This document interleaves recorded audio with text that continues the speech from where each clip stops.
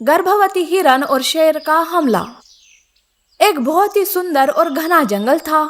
उस जंगल में एक गर्भवती हिरन अपने बड़े बेटे सोनू के साथ रहती थी। हिरन और उसका बेटा सोनू आने वाले बच्चे के लिए बहुत ही खुश थे।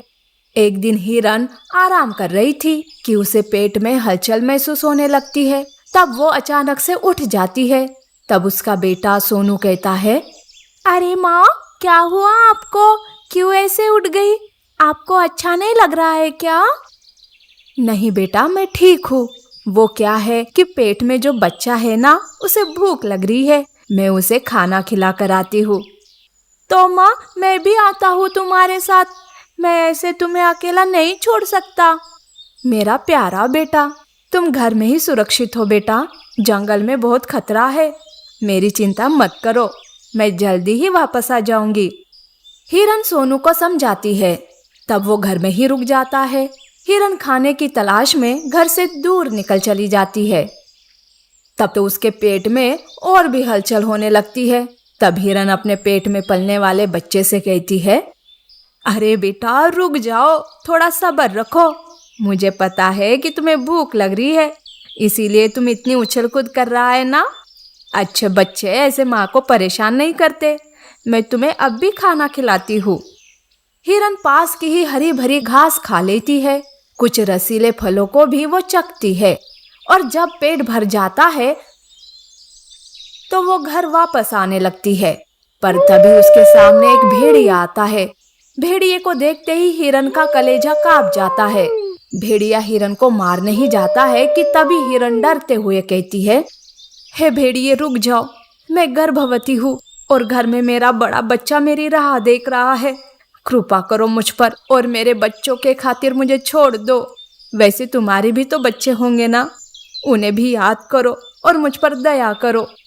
तब अचानक से हिरन की बातों से भेड़िए के दिल में दया जाग जाती है और वो कहता है, तुम पर नहीं, पर तुम्हारे बच्चों का सोचकर मैं तुम्हें छोड़ रहा हूँ। अब मेरा मन बदलने से पहले भाग जाओ यहाँ से। हिरन भेड़िए का धन्यवाद करती है और वहाँ से भाग जाती है। हिरन जल्दी जल्दी में घर ही जा रही थी कि तभी उस पर शेर हमला बोल देता है। अचानक से हुए हमले से गर्भवती हिरन नीचे गिर जाती है। हिरन के पैर घायल हो जाते हैं।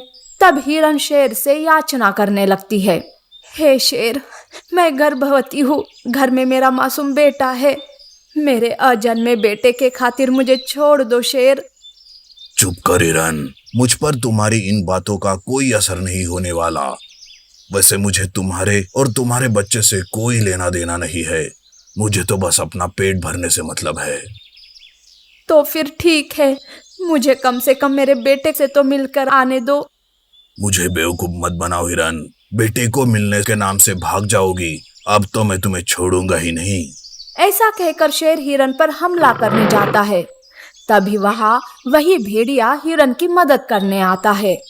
वो शेर से हिरन को बचाता है और कहता है, हिरन, तुम भाग जाओ यहाँ से, मैं इस शेर को रोकता हूँ। भाग जाओ जल्दी। हिरन घायल पैरों से भागने लगती है। तो भेड़िया और शेर में लड़ाई शुरू हो जाती है। उस लड़ाई में दोनों भी बराबर एक दूसरे का सामना करते हैं और जब वो थक जाते हैं तो अपने अपने रास्ते चल पड़ते हैं।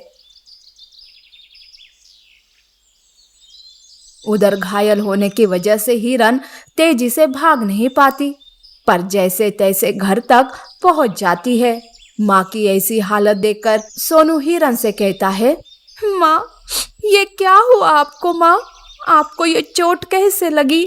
तब हिरन सारी घटना बताती है। सोनू हिरन के पैरों के जख्म पर जड़ी बूटी लगाता है, उसे पानी पिलाता है। पर उसी वक्त कमजोरी की वजह से हिरन को प्रसव पीड़ा शुरू हो जाती है और वो एक बेटी को जन्म देती है।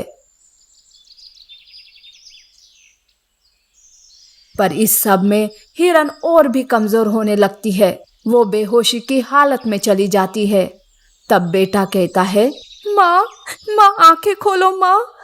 देखो माँ, हमारे घर में नन्ही सी परी आई है माँ। तब हिरन बेहोशी के हालत में कहती है, बेटा, मेरे आंखों के सामने अंधेरा छा रहा है बेटा।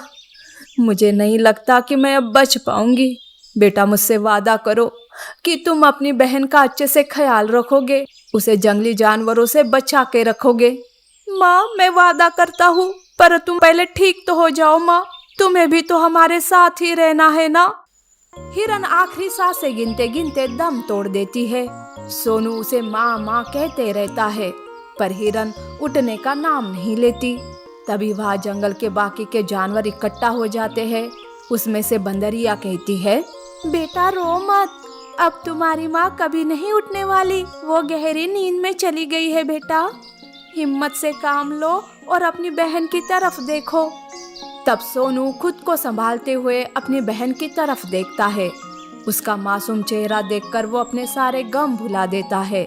माँ के जाने के बाद से एक भाई ही अपनी बहन की माँ और बाप बन जाता है और अपनी बहन को जंगली जानवरों से बचाते हुए माँ को दिया हुआ वादा निभाते रहता है।